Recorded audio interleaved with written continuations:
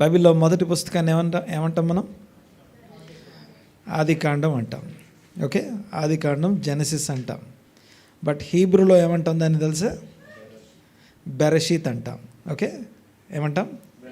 బెరషీత్. బెరషీత్ అనే మాటకి మీనింగ్ ఏంటంటే ఇన్ ద బిగినింగ్ అనండి ఒకసారి. అంటే ఆది యందు అని అర్థం.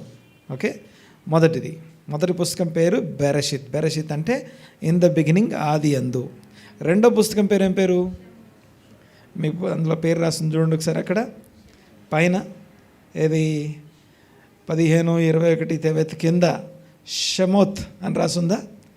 అది ఆ షెమోత్ అనేది ఈ బుక్ యొక్క నిర్గమాకాండం యొక్క పేరు అది.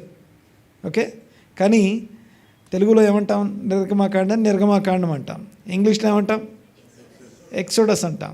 బట్ హీబ్రూలో షెమోత్ అంటే మీనింగ్ ఏంటో తెలుసా? నేమ్స్. షెమోత్ అంటే మీనింగ్ ఏంటి?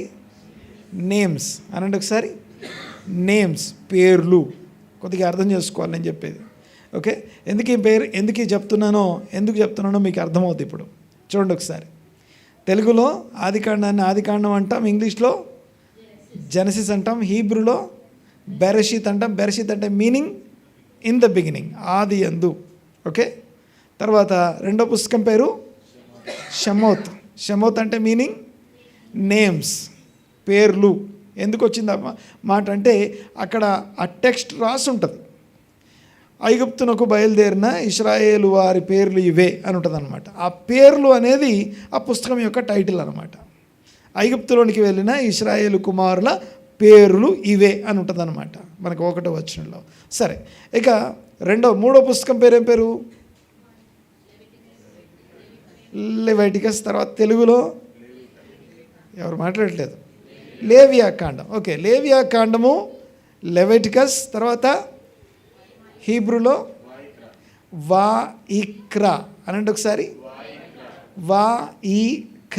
వాయిక్రా అంటే అర్థం ఏంటంటే అండ్ హీ కాల్డ్, ఆయన పిలుచుకున్నాడు. అక్కడ ఏమని రాసి ఉంటుందంటే ఆయన గుడారంలోనికి వారిని పిలుచుకున్నాడు అని రాసి ఉంటుంది. ఆయన వారిని ప్రత్యక్ష గుడారం ఏర్పాటైన తర్వాత మోషేను అహరోను గుడారంలోకి పిలుచుకున్నాడు అని చెప్పడం కోసం ఆయన పిలుచుకున్నాడు అనే మాటతో ఈ వాయిక్రా లేవియాకాండం అంటాం. తెలుగులో మనం లేవియాకాండం అని పేరు పెట్టుకున్నాం, ఇంగ్లీష్లో లెవైటికస్ అంటారు. బట్ హీబ్రూలో దాని పేరు ఆయన గుడారంలోనికి వారిని పిలుచుకున్నాడు. తర్వాత నాలుగో పుస్తకం పేరు ఏం పేరు? సంఖ్యాకాండం. సంఖ్యాకాండాన్ని ఇంగ్లీష్లో ఏమంటాం? నంబర్స్ అంటాం. But హీబ్రూలో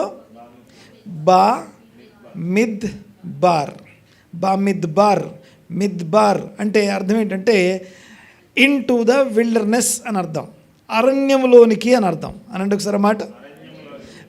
అరణ్యంలోనికి, in to the wilderness, అరణ్యంలోనికి అని అర్థం. తర్వాత ఐదో పుస్తకం పేరు ఏం పేరు? తెలుగులో మనకి ద్వితీయోపదేశకాండం అంటాం, ఇంగ్లీష్లో డ్యూట్రానమీ. తర్వాత హీబ్రూలో దెవరీం అనండి ఒకసారి. దెవరీం అంటే ద వర్డ్ రెవల్యూషన్స్ అని అర్థం, ప్రత్యక్షతలో అని అర్థం. ఒక్కసారి హీబ్రూ మీనింగ్స్ ఉన్నాయి కదా, 5 మీనింగ్స్ని కలిపి ఒక్క సెంటెన్స్ ఫ్రేమ్ చేయండి. ఆది యందు కొన్ని పేర్లు దేవుడు పిలుచుకున్నాడు. ఎక్కడికి? అరణ్యంలోనికి. ఎందుకు? To teach his revolution. ఇది 5 పుస్తకాల సారాంశం. ద వర్డ్ అని పిలిచే ద సోర్స్ ఆఫ్ వర్డ్ అంటాం దీన్ని. ఇక్కడి నుంచే మిగిలిన వాక్యాలన్నీ ఇందులో నుంచే, అన్ని డాక్ట్రిన్స్, అన్ని సిద్ధాంతాలు, అన్ని విషయాలు ఇందులో నుంచే బయటకు వస్తాయి. దేవునికి స్తోత్రం. మాట్లాడేది అర్థమవుతుంది కదా. గమనించండి ఒకసారి. పాయింట్ ఏంటంటే వీటిని ధ్యానించడం మన అవగాహనలో చదవడం వేరు, బైబిల్ అవగాహనలో నేర్చుకోవడం చదవడం వేరు. అర్థమైంది కదా నేను మాట్లాడింది? ఆది యందు దేవుడు కొన్ని పేర్లను పిలుచుకున్నాడు. పిలుపు అంటాం కదా, నాకు పిలుపు ఉంది, నాకు పిలుపు లేదు. ఆ పిలుపులన్నిటికీ మూలం ఈ లేవియాకాండం అన్నమాట. అందుకే మొదట అందరూ ప్రతి నేను రాజులేని యాజక సమూహం అనుకునే ప్రతి ఒక్కరు చదువుకోవాల్సిన యాజకుల పుస్తకం లేవియాకాండం. ఓకే, నిన్ను వల్ల నీ పొరుగు అని ప్రేమించు అనే వాక్యం ఎక్కడ రాస్తుందంటే లేవియాకాండంలో రాసి ఉంది. ఓకే, సో ఒక యాజకుడు ఎలా జీవించాలో అనగా వీఆర్ ద రాయల్ ప్రీస్ట్హుడ్ అంటాం, we are the kings and priest అంటాం. క్రీస్తు యేసునందు మనము దేవుని యాజకులమై ఉన్నాం అంటాం. ఆ మాట నిజంగా అనుభవించడం ఎలాగే అని తెలుసుకోవాలంటే ఎగ్జాక్ట్గా అక్కడ ఉన్న రిచువల్స్ చేయడం కాదు, కానీ అందులో ఉన్న స్పిరిచువల్ మీనింగ్ని బట్టి మనం మెంటల్లీ, సైకలాజికల్లీ, స్పిరిచువల్లీ, ఫిజికల్లీ, రిలేషనల్గా, ప్రొఫెషనల్గా, కెరీర్ పరంగా, ఫైనాన్షియల్గా అన్ని విషయాల్లో మనం ఎథికల్గా, మోరల్గా ఎలా జీవించాలో అవన్నీ ఈ వాక్యం నుంచే వాడబడుతున్నాయి. ఆమేన్. ఇక్కడి నుంచే కొత్త నిబంధనలో వాక్యాలన్నీ కూడా రాయబడ్డాయి. ఇక్కడి నుంచే యేసుప్రభు బోధలన్నీ ఉన్నాయి. ఇక్కడి నుంచే పౌలు యొక్క బోధలన్నీ, ఇక్కడి నుంచే ప్రకటన గ్రంథం కూడా రాయబడి ఉంది. ఆమేన్. దేవునికి స్తోత్రం. సో దాన్ని చదువుతూ అండ్ కొత్త నిబంధనని కలిపి చదువుతూ దాన్ని అర్థం చేసుకోవడానికి ప్రయత్నం చేస్తున్నాం. ఈరోజు దానికి సంబంధించిన లాస్ట్ వీక్ మీరు చదివినటువంటి భాగంలో నుంచి, మనం చదివిన భాగం నుంచి మాట్లాడతాను. కొన్ని సంగతులు మాట్లాడుకుందాం. లాస్ట్ వీక్ అంటే ఇక ఆది కాండము మొత్తము ఈ 5 పుస్తకాలని 54 పార్ట్స్గా డివైడ్ చేయబడింది. ఈ 5 పుస్తకాలు ఎన్ని పార్ట్స్? 54 భాగాలు. వారానికి ఒక పార్ట్ ఉంటుంది. కొన్ని డబల్ వస్తాయి, కొన్నిసార్లు ఏమంటామంటే 2 కలిపి చదువుతాం. సో అలాగా మొత్తానికి ఈ 54 పార్ట్స్ ఏవైతే ఉన్నాయో ఈ 54 సంవత్సరం అంతా స్క్రోల్ రన్ అవుద్ది అనమాట. సంవత్సరం అయిన తర్వాత మళ్ళీ న్యూ స్క్రోల్, మళ్ళీ ఆదికాండం నుంచి స్టార్ట్ అవుతుంది. సో దానికి సపోర్ట్గా మిగిలిన గ్రంథాలు మీకు ఒకసారి వెనకాల చూడండి. ఒకసారి మీకు 3 సింబల్స్ కనపడుతున్నాయి అక్కడ. ఏమేమున్నాయి అక్కడ? Symbol number 1 menorah. What is menorah? Menorah అంటే దీపవృక్షం అని అర్థం. కనిపిస్తుందిగా దీపవృక్షం. ఆ 5 పుస్తకాలు దీపవృక్షానికి గుర్తు అన్నమాట. దాని కింద ఏముంది? రెండోది స్టార్, డేవిడ్ స్టార్ అంటాం దాన్ని, దావీదు నక్షత్రం అంటాం. ఈ దావీదు నక్షత్రం యెహోషువ గ్రంథం నుంచి మలాకీ గ్రంథం దాకా అని అర్థం, గుర్తు అనమాట. ఓకే, మళ్ళీ చెప్తాను. ఆ ఫస్ట్ సింబల్ ఏదైతే ఉందో మెనోరా, ఎక్కడి నుంచి ఎక్కడి దాకా? మొదటి 5 పుస్తకాలు మెనోరా. సెకండ్ ఎక్కడి నుంచి? యెహోషువ గ్రంథం నుండి మలాకీ గ్రంథం దాకా ఉన్న పుస్తకాలన్నీ దేంతో సూచిస్తాం? డేవిడ్ స్టార్ అనగా ఇశ్రాయేళ్ళకి ఇవి అని అర్థం. తరువాత 3వ సింబల్ ఏంటి? ఫిషా కన్నా? ఫిష్ అది. ఓకే, ఈ ఫిష్ గురించి ఇప్పుడున్న సంఘాల్లో ఎవరికేం తెలియదు, ఆ ఫిష్ సింబలే తెలియదు. బట్ మీరు ఓల్డ్ చర్చెస్కి వెళ్ళండి ఒకసారి, లూథరన్ చర్చెస్ కానీ లేకపోతే ఓల్డ్ చర్చెస్కి వెళ్తే మీకు చర్చ్ సింబల్లో, లోగోలో ఒక బైబిల్, ఒక పావురము, ఒక ఫిష్ సింబల్, ఈ సింబల్ ఉంటుంది. ఆదిమ సంఘంలో క్రొత్త నిబంధన విశ్వాసులందరినీ కూడా అనగా ఎవరైతే యేసును క్రీస్తుగా నమ్మినటువంటి యూదులు కావచ్చు, అన్యజనులు కావచ్చు, వీళ్ళందరినీ కలిపి ఈ ఫిష్ సింబల్తో సూచించేవారు. ఈ ఫిష్ సింబల్ క్రొత్త నిబంధన విశ్వాసానికి గుర్తు అనమాట. సో అందుకే క్రొత్త నిబంధన వచనాల్ని ఈ ఫిష్ సింబల్తో సూచిస్తారు. ఓకే, ఇవి 3 ప్రధానమైనటువంటి గుర్తులు ఇవి. ఓకే, అందరికీ అర్థం కావడం కోసం ఎక్స్ప్లెయిన్ చేస్తా ఉన్నా. సో ఒకవేళ ఇప్పటిదాకా మీరు ఒక సిస్టమాటిక్ స్టడీ చేయకపోతే, ఓకే, ఇక్కడ నా బైబిల్ నేను చదువుకుంటాను, మీ బైబిల్ మీరు చదువుకోండి, నా బైబిల్ నా తల దగ్గర పెట్టుకుంటాను, అలా కాకుండా అందరం కలిసి ఒక మాట చదువుకుందాం, ఒక వాక్యం నేర్చుకుందాం, ఒక స్పిరిట్ వన్నెస్ ఎక్కడి నుంచి వస్తుందంటే త్రూ ద స్పిరిచువల్గా అనగా స్పిరిచువల్ ఎడ్యుకేషన్ నుంచి మనం వన్నెస్లోకి ఎంటర్ అవుతాం. ఆమేన్. అందుకనే ఆ వన్నెస్కి తీసుకురావడం కోసం కొంతమంది అపోస్తలు, కొంతమంది ప్రవక్తలు, కొంతమంది సువార్తికులు, కొంతమంది కాపర్లు, వీళ్ళందరి పని ఒకటే ఏందో తెలుసా? యేసుక్రీస్తును గూర్చిన జ్ఞాన విషయంలో అందరినీ ఏకత్వంలోకి తీసుకురావాలి. ఈ 5 యొక్క ముఖ్యమైన పని ఏంటంటే యేసుక్రీస్తును గూర్చిన జ్ఞాన విషయంలో అందరినీ ఏకత్వం, యూనైటీలోకి తీసుకురావడం. తర్వాత విశ్వాస విషయంలో ఏకత్వంలోకి తీసుకురావడం. జ్ఞానం విషయంలో నా జ్ఞానం నువ్వు అనుకున్నది నువ్వు అనుకో, నేను అనుకున్నది నేను అనుకుంటా. అలా కాదు, అందరం ఒకటి అనుకోవడం కోసం, అందరినీ ఒకటి చేయడం కోసం ఈ 5 పరిచర్యలు ఉన్నాయన్నమాట. 5 పరిచర్యలు అందరినీ కూడా ఒక విశ్వాసంలోకి తీసుకురావడానికి, ఒక జ్ఞానంలోకి తీసుకురావడానికి, పరిచర్య ధర్మము జరిగించడానికి ఇవన్నీ కూడా మనకు ఉన్నాయి. దేవునికి స్తోత్రం కలుగును గాక. ఆమె అనండి గట్టిగా. సో నేను ఏదైనా గాక అన్నప్పుడు ఆమె అనాలి. ఓకే, సో హల్లెలూయా అన్నప్పుడు రైట్, అవి మర్చిపోవాలి. సరే, ఇక ఈరోజు వాక్యంలోకి వెళ్తాం. మనం ఈరోజు వాక్యంలోకి వెళ్ళేటప్పుడు మనము ఆ యొక్క ఆదికాండపు ఆఖరి భాగం, ఆదికాండపు యొక్క ఆఖరి భాగం, అందులో యాకోబు తన కుమారులను దీవించిన విధానం గురించి కొన్ని విషయాలు ఈరోజు స్టడీ చేస్తాం. కొన్ని విషయాలు అర్థం చేసుకోవడానికి ప్రయత్నం చేద్దాం. అందులో ముఖ్యమైనటువంటి విషయాలు ఏమున్నాయంటే, ఆదికాండంలో ఆ యొక్క ముగింపు అన్నమాట. యాకోబు యొక్క 12 మంది కుమారుల దీవెన, వారు ఎలా దీవించబడ్డారు, దీవించబడడం, ప్రవచింపబడడం, చేయి తల మీద పెట్టి ఆశీర్వదించబడడం, వీటన్నిటి యొక్క కొనసాగింపు కూడా క్రొత్త నిబంధనలో కూడా మనకు కనపడుతుంది. హస్తనిక్షేపణం అంటాం. ఏమంటుందని? హస్తనిక్షేపణం అంటే పెద్దలు ఇంకొకరి మీద తల మీద చేయబెట్టి ప్రార్థన చేస్తారు. తల మీద చేయబెట్టడం అంటే మనకు చాలా సింపుల్, ఈజీ అయిపోయింది, చాలా లైట్గా తీసుకుంటాం. అందుకనే పౌలు తిమోతికి రాస్తూ అంటాడు, పెద్దల హస్తనిక్షేపణం వలన కలిగినటువంటి ప్రవచనాన్ని, ఆ యొక్క వరాన్ని నిర్లక్ష్యం చేయొద్దు అంటాడు. అంటే హస్తనిక్షేపణం అనేది అంత ఈజీ థింగ్ కాదు. ఫర్ ఎగ్జాంపుల్, అబ్రహాము నెక్స్ట్ హస్తనిక్షేపణం, తన దగ్గర ఎంతోమంది పిల్లలు ఉండొచ్చు కాక, ఓకే, ఈ అబ్రహాము, ఇస్సాకు, ఇష్మాయిలు వీళ్ళెవరు పుట్టకముందు ఆయన 318 మంది పిల్లల్ని పెంచాడు. ఆయన వాళ్ళ ఇంట్లో పుట్టిన బానిస పిల్లలు వాళ్ళందరూ కూడా, వాళ్ళందరిని అద్భుతంగా పెంచాడు. వాళ్ళలో ఎవరో ఒక్కరి మీద, అందరి మీద తల మీద చేయబెట్టడానికి లేదు ఆయన. కానీ తను తల మీద చేయబెట్టాలంటే ఆ పర్సన్ ఎలాంటి వాడై ఉండాలంటే, తన యొక్క లెగసీని అవసరం తీసుకెళ్లే వాళ్ళై ఉండాలి. అంటే తన స్థాయి ఆలోచన విధానం, తన స్థాయి ఆత్మీయత, తన స్థాయి పిలుపు కలిగిన వాడై ఉండాలి. సో అబ్రహాము ఒక్క ఇస్సాకు మాత్రమే దాన్ని ఫార్వర్డ్ చేస్తూ ఉన్నాడు. సో ఇస్సాకు, అబ్రహాము చేత ఇస్సాకు హస్తనిక్షేపణం.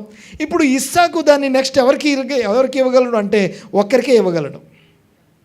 ఒక ట్విన్స్ అయి ఉండొచ్చుగాక, ఒకే జైగోట్ నుంచి వచ్చిండొచ్చుగాక, ఒక గర్భంలోంచి వచ్చిండొచ్చుగాక, బట్ ఎవరు? ఏశావు, యాకోబు, ఇద్దరిలో ఒకరికి ఇవ్వగలడు. సో ఏమంటారంటే, సో ఆ ఒక్కరు యాకోబుకి హస్తనిక్షేపణం జరిగింది. తర్వాత యాకోబు మాత్రం నెక్స్ట్ తన దీవెనని నెక్స్ట్ జనరేషన్కి పాస్ చేసినప్పుడు ఒకరికి కాదు, తన దీవెన ఇప్పుడు 12 మందికి ఇస్తూ ఉన్నాడు. తన దీవెన 12 మందికి ఇస్తున్నాడు. సో వారికి ఇచ్చేటప్పుడు తీసుకునే వాళ్ళు ఆ ఇచ్చేవాడి యొక్క స్పిరిచువల్ స్టేటస్ని బట్టి కాదు. బాగా వినాలి ఒకసారి. ప్రవచనము, ఆశీర్వాదము, దీవెన అంటాం కదా. మనం లాస్ట్కి ప్రార్థన చేసినప్పుడు చివరికో మాట అంటాం. ఏమంటాం? ప్రార్థన అంతా అయిపోయాక ఏమంటాం? లాస్ట్కి ఆమెన్ అంటాం. ఆమెన్కి ముందేమంటాం? ఆమెన్కి ముందేమంటాం? యేసుక్రీస్తు నామంలో ప్రార్థిస్తున్నాం అంటాం. చూడండి ఒకసారి, అదొక మ్యాజికల్ ఫ్రేజ్ అస్సలు కాదు. బాగా వినాలి ఒకసారి ఈ మాట. యేసుక్రీస్తు నామంలో నేను ప్రార్థన చేస్తున్నాను అనేది ఒక మ్యాజికల్ ఫ్రేజ్ కాదు. అది ఏదో ఒక మంత్రం వేసినట్టుగా యేసు నామంలో అంటే చాలు అంటానికి అలా కాదు అది. చూడండి ఒకసారి, ఎప్పుడు ఆ పదం వాడబడుతుంది, ఆ పదం యొక్క ఉద్దేశం ఏంటంటే, నా మాటలు మీలో ఉండి, నా మాటలు మీలో ఉండి, మీరు నాలో ఉండి, నా నామమున మీరు తండ్రిని మీకు ఏది ఇష్టమో అది అడగండి, అప్పుడు మీరు అవన్నీ పొందుకుంటారు. అంటే అర్థం ఏంటంటే, నేను ఇదిగో యేసుక్రీస్తు యొక్క మాటలు నాలో పెట్టుకున్నాను, నేను యేసులో ఉన్నాను, ఐఎమ్ హిస్ డిసైపుల్, నేను యేసుక్రీస్తుకి శిష్యుణ్ణై ఉన్నాను, ఆయన మాటలు నాలో ఉన్నాయి, ఆయన కరెక్షన్ నేను అనుభవిస్తున్నాను, ఆయన ఇన్స్ట్రక్షన్ నేను తీసుకుంటున్నాను, ఆయన దేని కొరకు నిలబడ్డాడో, దేని కొరకు నన్ను నిలబడమని పిలిచాడో, ఏ చిత్తంలో ఉండమన్నాడో అందులో నేను నిలబడి ఉన్నాను, ఆయన పేరిట అడుగుతున్నాను అంటున్నాం. అప్పుడు పొందుకుంటాం మనం. ఆమె అనండి గట్టిగా. So in the name of Jesus అనేది అదొక మ్యాజికల్ ఫ్రేజ్ లాగా అలవాటు అయిపోయింది. కానీ అసలు విషయం ఏంటంటే, అది మన స్పిరిచువాలిటీకి సంబంధించిన ముఖ్యమైనటువంటి విషయం. అలాగే నా పాయింట్ ఏంటంటే, ఇచ్చేవాని యొక్క స్పిరిచువల్ స్టేటస్, ప్రవచించేవాని యొక్క స్టేటస్ని బట్టి మాత్రమే కాక, తీసుకునేవాడు కూడా ఆ స్థాయి వాడై ఉండాలి. ఆమేన్. పొందుకునేవాడు కూడా ఆ స్థాయి ఆత్మీయత, ఆ స్థాయి దీవెన పొందదగిన ఆత్మీయ జీవితం కలిగి ఉండాలి. ఓకే, ఇది వినడం కొంచెం కష్టమైండొచ్చుగాక, కానీ ఏదేమైనా కూడా దిస్ ఈజ్ ద ట్రూత్. నేను అన్నది అర్థమైంది కదా. యేసునామంలో ప్రార్థన చేస్తున్నాము అంటే ఏదో అన్నీ అడిగేసి ఇదిగో ఇన్ జీసస్ నేమ్ దేవుడు ఇచ్చేస్తాడులే అనేది కాదు. అది ఇన్ జీసస్ నేమ్ అని నువ్వు అంటున్నప్పుడు యేసు క్రీస్తులో నువ్వు ఉన్నావు అని చెప్తున్నావు. అంటే ఆయన శిష్యునిగా బ్రతుకుతూ ఉన్నావు అని చెప్తున్నావు. అంతేకాదు ఆయన శిష్యునిగా కొనసాగుతూ ఆయన మాటలు మాలో ఉన్నాయి, నేను ఆయనలో ఉన్నాను, ఆ పర్పస్లో నేను కొనసాగుతున్నాను అని చెప్పేవాడు ఇన్ జీసస్ నేమ్ అని అన్నప్పుడు దాన్ని పొందుకుంటాం మనం. ఆమేన్. రైట్, గమనించండి ఒకసారి. అయితే ఆశీర్వాదం ఇచ్చేవానికన్నా తీసుకునేవాని యొక్క జీవితం కూడా ప్రాముఖ్యమైంది. అబ్రహాము ఇస్మాయిల్కి ఇవ్వలేదు, లేకపోతే మిగిలిన 318 మందికి కాదు, లేకపోతే ఇంకా కెతురా పిల్లలకు కాదు, ఎవరికి కూడా ఇవ్వలేదు. ఎందుకంటే వాళ్ళెవరు కూడా ఆ స్టాండర్డ్స్లో లేరు. ఒక్క అబ్రహాము కుమారుడైన ఇస్సాకు మాత్రమే వాగ్దాన సంబంధమైన విశ్వాస సంబంధమైన కుమారుడు ఎవరైతే ఉన్నారో. ఇదిగో అబ్రహాము ఇస్సాకును తీసుకెళ్తుంటే ఇస్సాకు అబ్రహామును వెంబడించాడట. అక్కడ 2 సార్లు ఒక మాట రాసి ఉంటుంది, వారిద్దరూ కూడి వెళ్తున్నారు అని ఉంది. అనండి ఒకసారి మాట. వారిద్దరూ దే బోత్ గోయింగ్ టుగెదర్, వారిద్దరూ కలిసి నడుస్తున్నారట. ఆ కలిసి నడుస్తున్నప్పుడు డాడీ అని అన్నాడు. ఎవరు? ఇస్సాకు. కత్తి ఉంది, నిప్పు ఉంది, కట్టెలు ఉన్నాయి, మరి గొర్రెపిల్లేది అన్నాడట. అన్నప్పుడు యాక్చువల్గా ఇస్సాకు కదా అర్థమైపోయింది, ఆ గొర్రెపిల్ల నేనే అని అప్పుడే ఆయనకు అర్థమైపోయింది. ఇది తెలిసిన తర్వాత నెక్స్ట్ ఏం చేయాలి? ఆ గొర్రెపిల్లవి, దేవుడు చూపించిన గొర్రెపిల్లవి నువ్వే అని అనేసాడు. యాక్చువల్గా ఆ మాట బయటపడిపోయింది. అక్కడే బయటపడిపోయిన తర్వాత నెక్స్ట్ ఏం చేయాలి? జనరల్గా ఇదిగో తండ్రి కుమారుడిని చంపబోతున్నాడని కుమారునికి తెలిసినప్పుడు కుమారుడు తండ్రి వారిద్దరి మధ్య సంబంధం ఎలా ఉంటుంది? నెక్స్ట్ సీన్ ఏముంటుంది? కుమారుడు పారిపోతుంటే తండ్రి చేజ్ చేయాలి. కానీ తర్వాత కూడా ఏం రాస్తుంది తెలుసా? ఈ మాట పలకక ముందు దే బోత్ గోయింగ్ టుగెదర్, ఆ తర్వాత కూడా వారిద్దరు కూడి నడుస్తున్నారని రాసి ఉంటుంది. అంతేకాదు తండ్రి నువ్వు దేవుని చిత్తం చేస్తున్నావు కదా, ఆ దేవుని చిత్తంలో నేను కూడా ఉంటాను, ఇదిగో నేను కూడా దానికి లోబడి ఉంటాను అనేంతగా తను తగ్గించుకున్నాడు ఆయన. ఓకే, దాని కింద కొన్ని వర్సెస్ ఉంటాయి, కొన్ని చాలా వింతైన విషయాలు ఉంటాయి. ఆ కింద ఇంకా ఆయనతో పాటు ఇంకొక ఇద్దరు ఉన్నారు. ఇప్పుడు ఈ ఇద్దరు కాక ఇంకొక ఇద్దరు కింద ఉన్నారు. ఎక్కడ? కొండ దగ్గర. ఆ ఇద్దరిని ఏమన్నాడు తెలుసా అబ్రహాము? మీరు ఎక్కడ ఉండండి, మీరు ఈ గాడిదతో ఉండండి అన్నాడు. అనండి ఒకసారి. అట్లా అనొచ్చా? అంటే ఆ పదం అంటే అది నార్మల్గా కనిపిస్తుందా మీకు? ఇప్పుడు అందరం వెళ్ళాము, గాడిదను మీ దగ్గర పెట్టుకోండి అంటామా, లేకపోతే ఈ గాడిదతో మీరు ఉండండి అంటామా? నేను మాట్లాడేది అర్థం కావట్లేదు. ఓకే, అంటే యు ఆర్ లైక్ డాంకీస్ అని అర్థం. మీరు గాడిదలు అంటే మీరు అంటే ఇప్పుడు ఇస్సాకులాగా పైకి ఎక్కదగినటువంటి జీవితం మీకు లేదు అని అర్థం. అక్కడ మీరు గాడిదతోనే ఉండండి అంటున్నారు. అంటే గాడిద ముఖ్యమైనది అక్కడ, వాళ్ళకంటే కూడా గాడిద ప్రధానమైంది. గాడిద ఇంపార్టెంట్, గాడిదతో మీరు ఉండండి అన్నాడు. గాడిదని మీ దగ్గర పెట్టుకోండి అలా, గాడిదని అక్కడ పెట్టి గాడిదతో మీరు ఉండండి అన్నాడు అని వీళ్ళిద్దరు పైకి వెళ్ళారట. అంటే తీసుకునేవారు ఆత్మీయ స్థితి అనేది ఈరోజు మనం మాట్లాడుకునే అంశం. తర్వాత ఇస్సాకు, ఏశావు, యాకోబు వారిద్దరు కూడా ఒక ఆత్మీయ స్థితి ఉంది. ఇప్పుడు యాకోబు దీవించిన 12 మంది గురించి మాట్లాడుకుంటున్నాం. మొదటివాడు ఎవరండి? రూబేను. ఓకే, ఈ రూబేను తన జీవితంలో తప్పు చేశాడు, పాపం చేశాడు అని మనం చదువుతాం. ఓకే, నేను 48వ అధ్యాయం 49వ అధ్యాయం మాట్లాడుతూ ఉన్నాను. ముందు 49వ అధ్యాయం 2వ వచనం చదువుతాం ఒకసారి. చదవండి ఒకసారి. 49వ అధ్యాయం ఆదికాండం 2వ వచనం, లేకపోతే మొదటి నుంచి చదవండి. యాకోబు తన కుమారులను పిలిపించి ఇట్లా నేను మీరు కూడి రండి అంత్య దినములలో. అంటే ఎప్పుడు అంత్య దినాలంటే ఎప్పుడు? ఇప్పుడు ఈ రోజుల్లో అని అర్థం. వాళ్ళకేం జరుగుతుందో ఇప్పుడు మనకు అదే జరుగుతుంది, గుర్తుపెట్టుకోవాలి ఈ విషయం. తర్వాత చదవండి ఒకసారి. అంత్య దినములలో మీకు సంభవింపబోవు సంగతులను మీకు తెలియజేసేదను. యాకోబు కుమారులారా కూడి వచ్చి ఆలకించుడి. మీ తండ్రి అయిన ఇశ్రాయేలు మాట వినండి.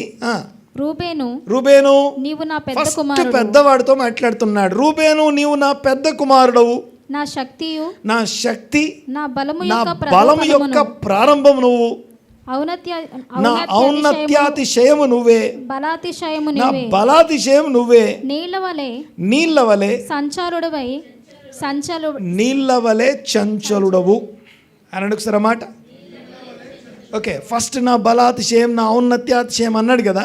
లిటరలీ రా పొటెన్షియల్, రా ఫోర్స్ అని అర్థం. అంటే అన్కంట్రోలబుల్, ఏమాత్రము శక్తి మీద నియంత్రణ లేనటువంటి వాడు అని అర్థం. ఇక రా పర్సన్ అని అర్థం. తను రూబేన్ అనేవాడట శక్తి యొక్క ప్రారంభం, బలం కలిగి ఉన్నాడట, బలం ఉంది ఆయనకి, కానీ ఆ రా ఫోర్స్ అని అర్థం. అయితే రెండో మాట తన గురించి మాట్లాడితే ఏమంటారంటే, నీవు నీళ్ళ వల్లే చంచలుడు, you don't have any control over you. నీ మీద నీకు కంట్రోల్ లేవు, నీవు చంచలుడవై ఉన్నావు. కొంతసేపు ఇటు మాట్లాడతావు, కొంతసేపు అటు మాట్లాడతావు, ఎటు పడితే అటు కొట్టుకొని పోతావు. There is no consistency in you. నీ లోపల ఎలాంటి కన్సిస్టెన్సీ లేదు. చూడండి ఒకసారి మళ్ళీ చెప్తాను ఈ మాట. దీవెన పొందుకునేవాడు, ప్రవచనం పొందుకునేవాడు, ఆ ఇచ్చేవాని యొక్క సెంటిమెంట్ని బట్టి కాదు, పొందుకునేవాని యొక్క స్పిరిచువల్ స్టేటస్ని బట్టి పొందుకుంటాడు. అది అక్కడ ఎలా జరుగుతుందో ఈరోజు మన దీవెనలు, మన ఆశీర్వాదాలు కూడా అలాగే దేవుని సన్నిధి నుంచి పొందుకుంటాం. నేను మాట్లాడితే అర్థమవుతుంది కదా. సో అంటే వితౌట్ కన్సిస్టెన్సీ, స్పిరిచువల్ కన్సిస్టెన్సీ అంటాం. కన్సిస్టెన్సీ అంటే ఒక స్థిరత్వం లేకపోవడం, చంచలత్వంలో కొనసాగుతూ, నీళ్ళు ఏమంటారు దాన్ని, ఎటు పల్లం ఉంటే అటువైపు పోతాయి కదా నీళ్ళు. ఇటువైపు అంటే ఇటు పోతాయి, అటువైపు అంటే అటు పోతాయి.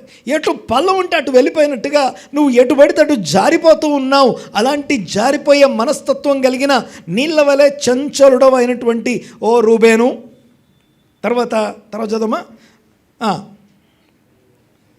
నా తండ్రి మంచం మీదకి ఎక్కితివి, నీ తండ్రి మంచం మీదకి ఎక్కితివి, దానిని అపవిత్రం చేసితివి, అతడు నా మంచం మీదకి ఎక్కెను. షిమియోను లేవి అను వారి సహోదరు. ఇది రూబేన్ యొక్క స్టోరీ. ఓకే, ఒక్కొక్కరి గురించి అన్ని డీటెయిల్గా మాట్లాడడానికి సమయం లేదు, కానీ జస్ట్ 2-3 కంపారిజన్స్ చూసుకొని మనం ముగించుకుందాం. అందులో మెయిన్ పర్సనాలిటీ, మనం మాట్లాడుకోవాల్సిన ముఖ్యమైనటువంటి వ్యక్తి, దీవెన ఏమాత్రం పొందలేదు ఈయన. ఎవరు? రూబేను. కానీ గోత్రకర్తల్లో ఒకడై ఉన్నాడు. యూనో, మనము ఎక్కడికి పోతాం? నెక్స్ట్ ఎక్కడికి పోయేది మనం? ఎక్కడికి పోతాం మనం? పరలోకం. వెరీ గుడ్, ఇంటికి పోతాం అనకండి. పరలోకం. ఆ పరలోకం అనేది దాన్ని ఏమని ఉంటుంది? అదొక దేశం అని ఉంటుందా, పట్టణం అని ఉంటుందా? పరలోక పట్టణం. ఓకే, ఆ పట్టణం యెరూషలేం పట్టణం, పైనుంటే యెరూషలేం పట్టణం. ఆ పట్టణానికి ఎన్ని గేట్స్ ఉంటాయి తెలుసా? ఎన్ని గేట్స్ ఉంటాయి? 12 గేట్స్ ఉంటాయి. 12 గుమ్మాల్లో ప్రతి గుమ్మానికి ఒక పేరు రాసి ఉంటుంది. ఏం పేరు ఉంటుంది తెలుసా? ప్రతి గుమ్మానికి ఎవరి పేర్లు ఉంటాయి తెలుసా? ఈ 12 మంది పేర్లు అక్కడ రాసి ఉంటాయి. అంటే మనం అనుకుంటాం 4 రోజులు ఉండి వెళ్ళిపోతే అయిపోద్దిలే అనుకుంటాం.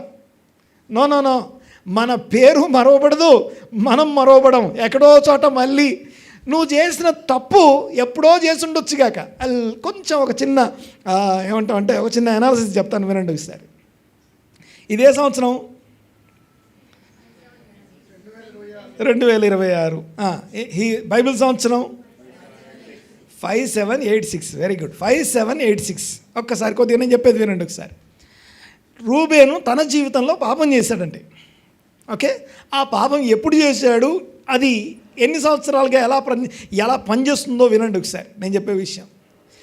5786 కదా. ఈ 5786 నుంచి అబ్రహాం పుట్టింది ఎప్పుడు తెలుసా?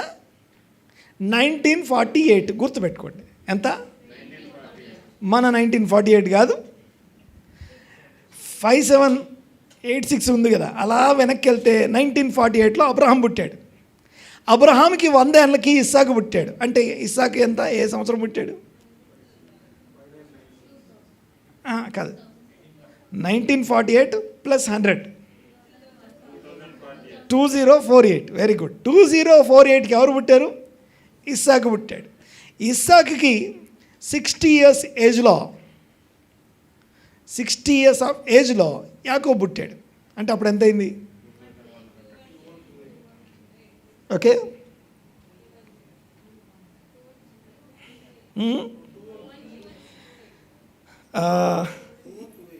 Yes 2108 correct.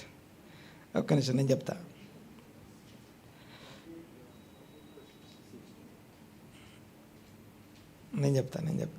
యా 2108 ఓకే, కరెక్టేనా? యాకోబు పుట్టే సమయాన్ని 2108. తర్వాత యాకోబుకి రూబేను పుట్టిన వయసుకి అప్రాక్సిమేట్లీ 90 ఇయర్స్ ఏజ్లో పుట్టాడు ఆయన. ఎవరు? 91 అప్పటికి. ఎవరు? యాకోబు.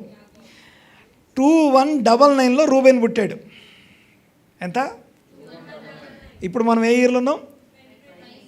5786లో. 2199లో ఎవరు పుట్టారు? రూబేను పుట్టాడు. రూబేను పాపం చేసింది. అకార్డింగ్ టు బైబిల్ కామెంటరీస్ ప్రకారం రూబేను పాపం చేసినప్పుడు అప్పుడు ఆయన అంటే ఏ సంవత్సరంలో అంటే 2208 గుర్తుపెట్టుకోండి. 2208లో ఆయన పాపం చేస్తే దాని గురించి ఆయన ఆశీర్వదించే టైంకి, అంటే యాకోబు ఆశీర్వదించే టైంకి, యాకోబు వయసు ఎంత? ఏ సంవత్సరం చచ్చిపోయాడు?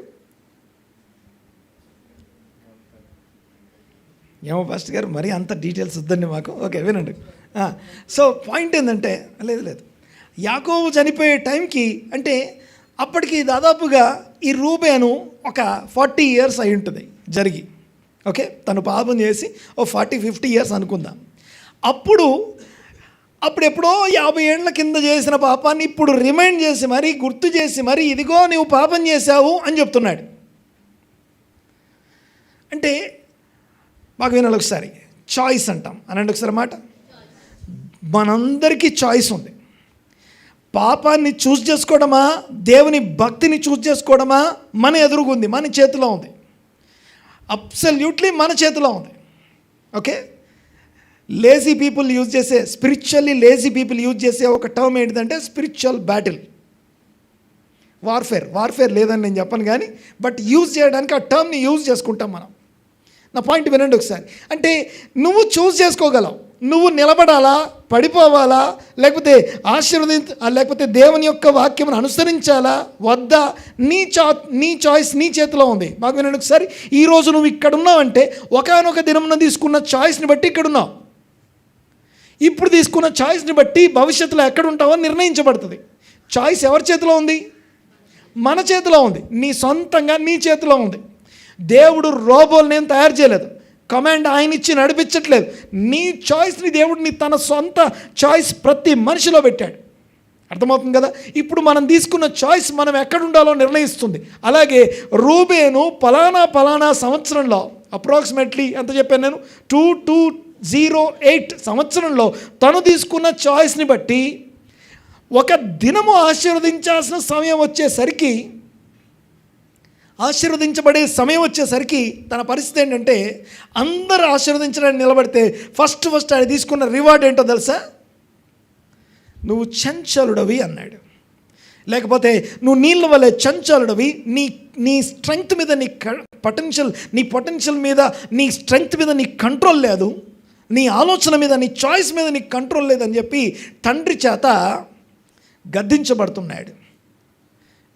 బాగా వినండి ఒకసారి నేను చెప్పే విషయం. ఏం పాపం ఆయన చేసింది? ఆయన చేసిన పాపం పేరు బైబిల్లో గ్రేట్ సిన్స్ అని 3 రాసి ఉన్నాయి. బైబిల్లో గ్రేట్ సిన్స్ అని 3 రాసి ఉన్నాయి. సిన్ నెంబర్ 1 ఐడల్ వర్షిప్, అనగా విగ్రహ సంబంధమైన అపవిత్రత. రెండోదేంటి? Sexual immorality. మూడోదేంటి? మర్డర్, నరహత్య ఫస్ట్ వస్తుంది, సెక్షువల్ ఇమ్మొరాలిటీ సెకండ్ వస్తుంది, ఐడల్ వర్షిప్ థర్డ్ వస్తుంది. ఇలాగా ఆర్డర్ ఇవి. ఆదికాండంలో కయ్యన్ దగ్గర మాట్లాడేటప్పుడు మర్డర్ గురించి గ్రేట్ పాపం అని చెప్పి, తర్వాత యోసేపు దగ్గరికి వచ్చేసరికి సెక్షువల్ ఇమ్మొరాలిటీ ఘోరమైన సిన్ అని చెప్పి సెక్షువల్ ఇమ్మొరాలిటీ గురించి మాట్లాడి, మూడోది ఐడల్ వర్షిప్ నిర్గమాకాండంలో రాసి ఉంటుంది, ఇదిగో ఘోరమైన పాపం చేసి తమ మార్గము చెరిపేసుకున్నారని రాసి ఉంటుంది. ఇవి 3 గ్రేట్ సిన్స్. ఇవి ఆ గ్రేట్ సిన్స్ అనే దాంట్లో సెకండ్ వన్ ఏదైతే ఉందో, అనగా సెక్షువల్ ఇమ్మొరాలిటీ ఏదైతే ఉందో, దాంట్లో దాంట్లో దాని పాపాన్ని బట్టి తన జీవితంలో తను పొందవలసినటువంటి ఆశీర్వాదాలని అప్పుడెప్పుడో జరిగిపోయింది. ఇది ఈ రోజుకి మాట్లాడుకున్నాం. 5, 7, 8, 6లో కూడా రూబేన్ గురించి చదువుకున్నాం, రూబేన్ గురించి మాట్లాడుకుంటున్నాం మనం. అంటే చేసేసినవి వెళ్ళిపోవట్లేదు, అవి అలాగే ఉంటున్నాయి. చాయిస్ అనేది ఇంకా ఉంది. ఈరోజు నేను చెప్పే విషయాన్ని 3 ముఖ్యమైనటువంటి స్టేజెస్ చెప్తాను, జాగ్రత్తగా గమనించండి. The first stage, we have our own choice. మనకు ఒక చాయిస్ ఉంది. ఆ చాయిస్ని బట్టి మనం పొందుకునేవి ఆధారపడి ఉంటాయి. దేవునికి స్తోత్రం. అందరు ఉన్నారు ఇక్కడ? చూడండి ఒకసారి.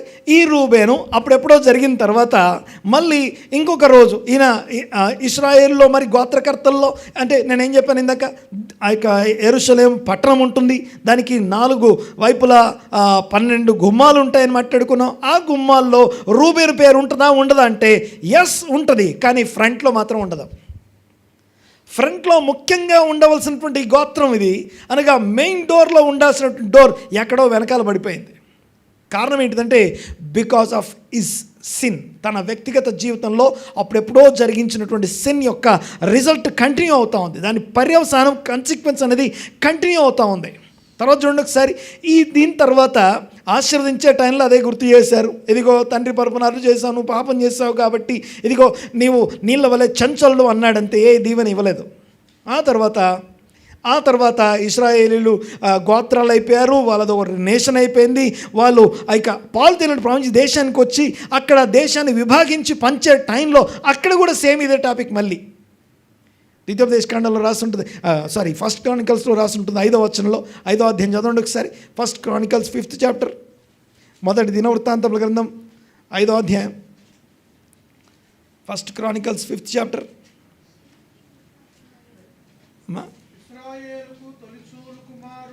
ఇశ్రాయేలుకు తొలిచూలు కుమారుడైన రూబేను, ఇతడు జ్యేష్ఠుడై పుట్టాడు ఉండెను కానీ మళ్ళీ అప్పుడెప్పుడో 2208 సంవత్సరాలు చేసిన పాపం ఇది ఎప్పుడు తెలుసా? దాదాపుగా 100 సంవత్సరాల తర్వాత స్టోరీ.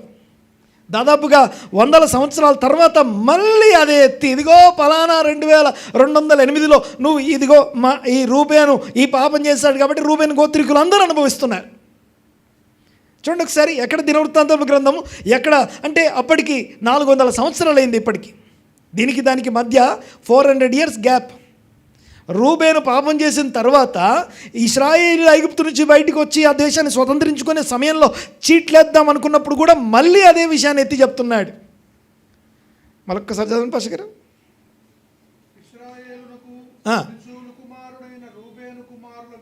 వివరము కానీ జన్మ స్వాతంత్రమును ఇయ్యబడెను.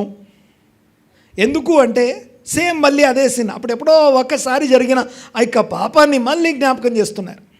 నేను అనట్లేదు ఈ మాట, బైబిల్లోనే మళ్ళీ రాస్తుంది. ఎప్పుడు దేశాన్ని విభాగించి పంచాల్సినప్పుడు ఇదిగో నువ్వు జ్యేష్ఠునివి కాదు. ఎందుకు తెలుసా? రూబేను పాపం చేశాడు కాబట్టి మీకు ఇప్పుడు స్వాస్థ్యం లేదు. సరే, అక్కడి నుంచి ఇంకా ముందుకెళ్తే ఈయన గురించట, రూబేను గురించట యాక్చువల్గా అయితే కన్జ్యూమ్ చేయబడి అసలు మరవబడాలి. ఈయన రూబేన్ అనేవాడు మరవబడాలి, కానీ మోషే అట వేడుకున్నాడట. ఓకే, డ్యూట్రానమీలో రాస్తుందన్నమాట. ఓకే, రూబేను డ్యూట్రానమీ చూడండి ఒకసారి, ఆఖరిది 33వ అధ్యాయం, డ్యూట్రానమీ 33.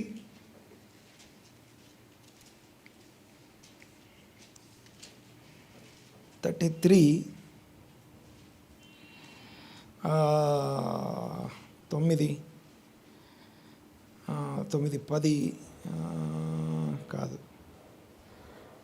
ఓకే, రూబేను 6 వచనం 33. రూబేను బ్రతికి చావకయుండును గాక, అతని వారు అంటే ఎక్కువనా, చాలా ఎక్కువనా? కానీ ఏమనుంది అక్కడ? ఫుట్ నోట్ ఉంది అక్కడ. లెక్కింపలేనంత కొద్దిమంది అయిపోతారట, కన్స్యూమ్ అయిపోతారట. మీకు ఒక విషయం తెలుసా? ఈ రూబేను గోత్రం యూదా గోత్రం చేత మింగివేయబడింది యాక్చువల్గా. అంటే నా పాయింట్ ఏంటంటే, అంటే ఇంత డీటెయిల్గా ఎందుకు చెప్తున్నానంటే, ఎందుకు మాట్లాడుతున్నామంటే, ఒక దినమున ప్రైవేట్గా ఎప్పుడో తన జీవితంలో జరిగిన ఒక పాపము దాని యొక్క పబ్లిక్ పర్యవసానం ఏ స్థాయిలో ఉందో గమనించండి ఒకసారి. దాని తీవ్రత ఏ స్థాయిలో ఉంటుందో తెలియజేయడం కోసం మీకు జ్ఞాపకం చేస్తూ ఉన్నాను. ఓకే, తర్వాత చూడండి ఒకసారి. ఇది కంటిన్యూ అవుతూనే ఉంది. ఆ కంటిన్యూ అవుతూ మీకు తెలుసా, మన రోజులు వచ్చాయి. ఇప్పుడు మనల్ని కూడా దాటి భవిష్యత్ దినాల్లోకి వెళ్ళిపోతే అక్కడికి వెళ్ళినా కూడా అక్కడ కూడా సేమ్ ఇదే టాపిక్. ఏంటంటే, ఇదిగో రూబేను గేట్ బ్యాక్ సైడ్ ఉంటుంది, సైడ్కి ఉంటుంది. ఎందుకంటే రూబేను తన జీవితంలో అంటే ఉన్నతంగా ఒక స్థాయిలో ఉండవలసిన వాడు తన స్థాయిని కోల్పోయి సైడ్లో ఉన్నాడు. ఇప్పుడు సేమ్ ఇదే సెక్షువల్ ఇమ్మోరాలిటీ అనే టెంప్టేషన్ పాపాన్ని యోసేపు కూడా అనుభవించాడు.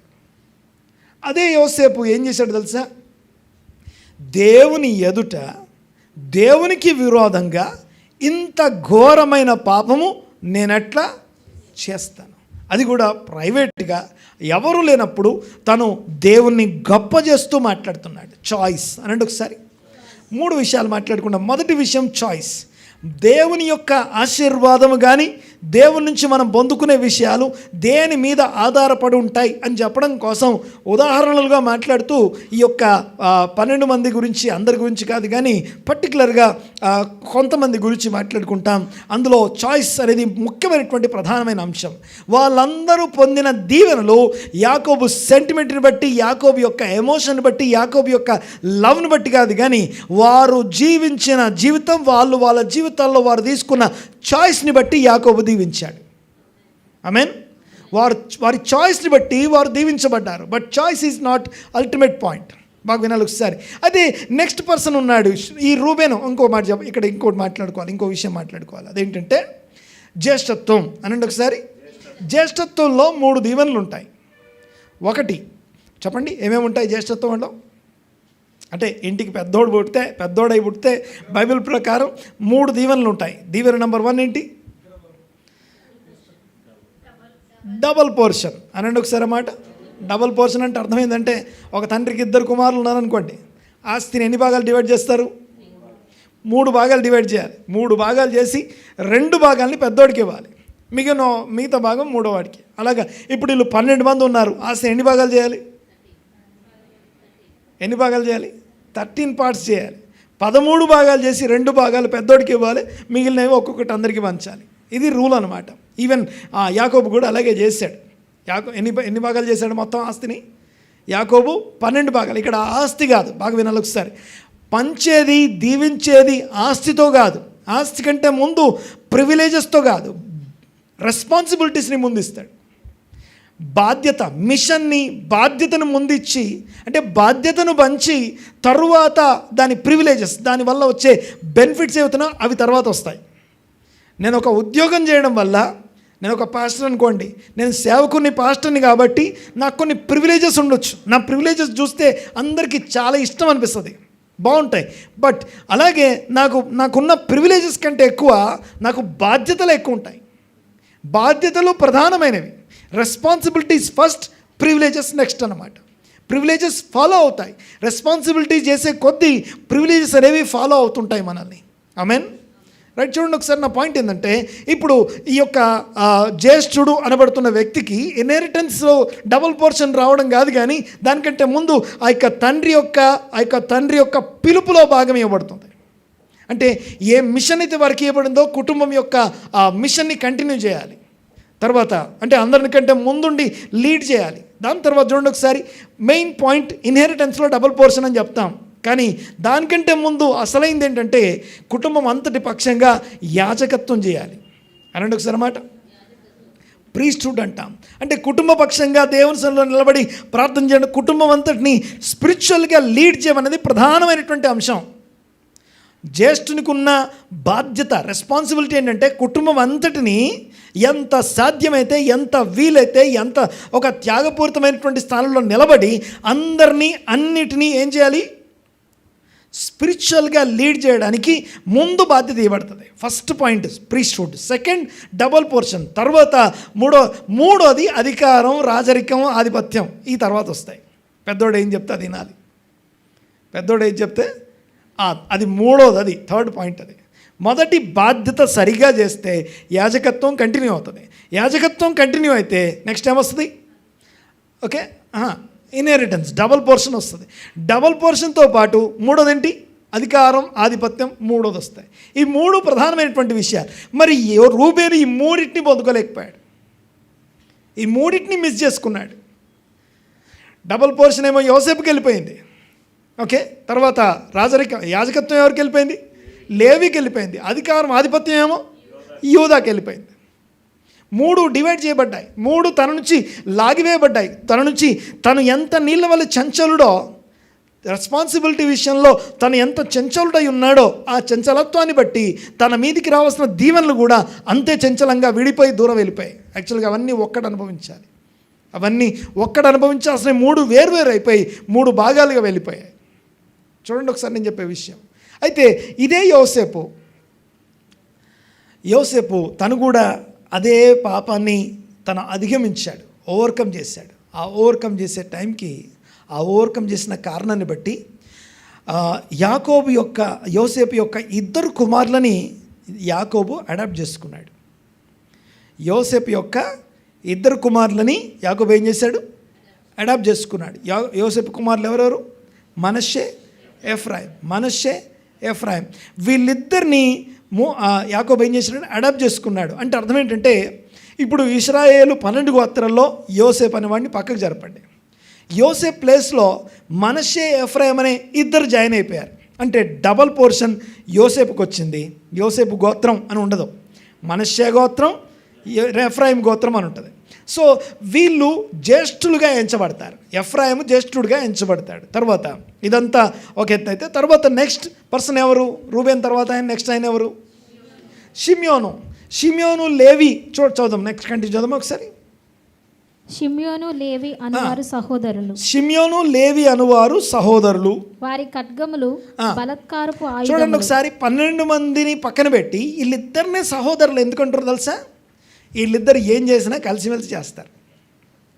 అంత బాండింగ్ ఉంది వీళ్ళిద్దరికి, అంత గొప్ప ఫ్రెండ్షిప్ ఉంది ఇద్దరికి. ఎవరెవరికి? ఇద్దరిని అన్సపరేటబుల్, ఇద్దరు కూడా ఏమాత్రం కూడా సపరేట్ చేయలేను, అంత కలిసిమెలిసి ఉండే సహోదరులు అనమాట షిమ్యోను, లేవి. కానీ వీళ్ళిద్దరిలో ఉన్న ఒక పెద్ద ప్రాబ్లం ఏంటంటే, వీళ్ళకి ఒక సమస్య ఉంది. అదేంటంటే యాంగర్ మేనేజ్మెంట్, సెల్ఫ్ కంట్రోల్ అనేది లేదు. కోపము, ఆవేశము, అంతేకాదు దాన్ని ఏమంటామంటే వైలెంట్ అనమాట. చాలా క్రూరమైనటువంటి వ్యక్తిత్వము వీళ్ళిద్దరిది. చదువు ఒకసారి, చదవమా, కంటిన్యూ చేయి. వారి ఖడ్గములు బలత్కారపు ఆయుధములు. వారి ఖడ్గములు, మనకు ఫస్ట్ నుంచి షిమ్యోను, లేవీలు సహోదరులు. షిమ్యోను, లేవి అనువారు సహోదరులు. వారి ఖడ్గములు బలత్కారపు ఆయుధం. వారి ఖడ్గములు బలాత్కారపు ఆయుధాలు. నా ప్రాణమా వారి ఆలోచనలో చేరవద్దు. యాకోబు తన ప్రాణానికి చెప్పుకున్నాడు, నా ప్రాణమా నువ్వు పొరపాటున కూడా వారి ఆ వైలెంట్ క్రూరమైన ఆలోచనలతో నువ్వు చేరిపోకు అని చెప్తున్నాడు. అంటే యాకోబు యొక్క సెంటిమెంట్, ఎమోషన్స్ అంటాం కదా. సో పోయి వాళ్ళతో కలిసిపోకు నువ్వు. యాక్చువల్గా అయితే ఆయన కలిసిపోవాల్సిన వాడు అప్పుడున్న సిచ్యువేషన్ బట్టి. కానీ పాయింట్ ఏంటంటే, చూడండి ఒకసారి ఇక్కడ యాకోబు నా ప్రాణమా వారి ఆలోచనతో నువ్వు కలిసిపోవద్దు అని చెప్తూ, తర్వాత నా ఘనమా వారి సంగముతో కలుసుకొనవద్దు. వారి సమాజంతో నువ్వు కలిసిపోవద్దు. తర్వాత వారు కోపం వచ్చి మనుషులను చంపేశారు. తమ స్వేచ్ఛ చేత ఎద్దుల గుదికాలి నరములను తెగగొట్టిరి. ఓకే, విషయం ఏంటంటే, వీళ్ళు తమ స్వేచ్ఛ, ఫ్రీ చాయిస్, ఫ్రీ విల్ అంటాం. ఆ ఫ్రీ విల్ వీళ్ళిద్దరికి ఉంది కదా. ఆ ఫ్రీ విల్ ఉంది. మొదట ఆయనేమో ఏమంటాం సెక్షువల్ ఇమ్మొరాలిటీలో పాల్గొంటే, వీళ్ళేమో మర్డర్స్ చేశారు, హత్యలు చేశారు. ఆ హత్యలకు కారణం కోపము, ఆవేశము, ఈ యొక్క సెల్ఫ్ కంట్రోల్ లేకపోవడం. మీకు తెలుసా సెల్ఫ్ కంట్రోల్? పరిశుద్ధాత్మ గురించి మాట్లాడుతూ తిమోతి పత్రికలో రాసిన మాట ఏంటంటే, మనము మన మీద మనం కంట్రోల్ చేసుకునే ఆత్మని దేవుడు ఇచ్చాడని రాసి ఉంటుంది. మనల్ని సెల్ఫ్ కంట్రోల్ అనేది ఆత్మ ఫలాల్లో ఒకటి. ఆశా నిగ్రహము అని రాసి ఉంటుంది మనకి.